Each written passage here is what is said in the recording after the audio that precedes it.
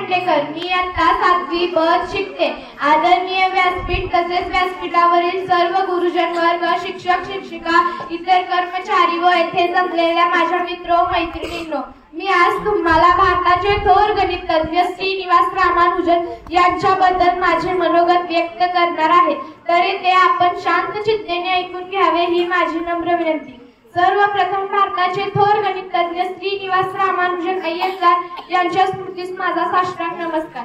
श्रीनिवास रामानुजन अय्यंगार यांचा जन्म 22 डिसेंबर 1887 रोजी एरोड मद्रास प्रांतात झाला। त्यांचे वडील कुप्पूस्वामी श्रीनिवास अय्यंगार हे एका साडीच्या दुकानात काम करायचे। त्यांची आई कोमलता या एक गृहिणी होत्या। 1 ऑक्टोबर 1892 मध्ये रामानुजन यांनी स्थानिक शाळेत प्रवेश घेतला।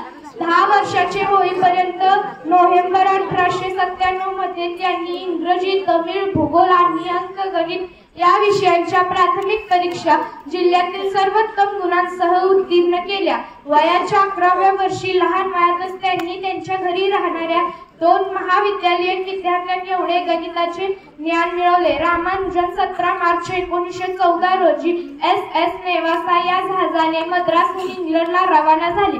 पुढे केम्ब्रिज मध्ये हार्की आणि लिटलवूड यांच्या सहकार्याने जवळपास 5 वर्षे घालवली। रामानुजन यांना मार्च 1916 मध्ये उच्च संमिश्र संख्यावरील संशोधनासाठी कला शाखेची PhD पदवी प्रदान करण्यात आली।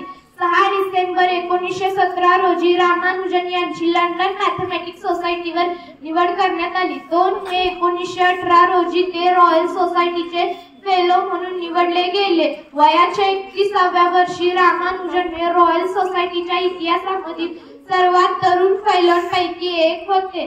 1729 ही संख्या हार्डी रामानुजन संख्या म्हणून ओळखली जाते।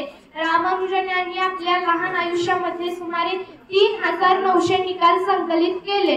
1729 हार्डी रामानुजन संख्या ही संख्या सर्वात लहान संख्या आहे, जी की 2 घनांची बेरीज म्हणून 2 भिन्न प्रकारे व्यक्त केली जाऊ शकते। रामानुजन यांनी जागतिक तसेच भारतीय गणितीय इतिहासामध्ये सखोल संशोधन करून गणितीय क्षेत्राचा पाया भक्कम केला आहे। श्रीनिवास रामानुजन हे त्यांच्या अद्वितीय गणितीय तेजासाठी स्मरणात आहेत। त्यांनी गणितीय विश्लेषण, संख्या सिद्धांत, अनंत मालिका आणि सतत अपूर्णांकांमध्ये भरीव योगदान दिले। 1919 रोजी रामानुजन हे इंग्लंडमधून मायदेशी परत आले। त्यांचे शेवटचे वर्ष हे अंथरुणालाच खेळून गेले। त्यांना क्षयरोग झाला होता। वयाच्या 33व्या वर्षी 27 एप्रिल 1920 रोजी त्यांचे निधन झाले। मृत्यूनंतर त्यांना अनेक सन्मान प्राप्त झाले। तमिळनाडू सरकार दरवर्षी 22 डिसेंबर त्यांचा वाढदिवस राज्य IT दिन म्हणून साजरा करते।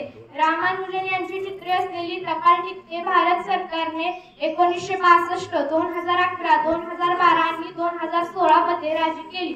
2011 मध्ये त्यांच्या जन्माच्या 125व्या जयंतीनिमित्त भारत सरकारने घोषित केले की दरवर्षी 22 डिसेंबर हा दिवस राष्ट्रीय गणित दिन म्हणून साजरा केला जाईल। थँक्यू। जय हिंद, जय महाराष्ट्र।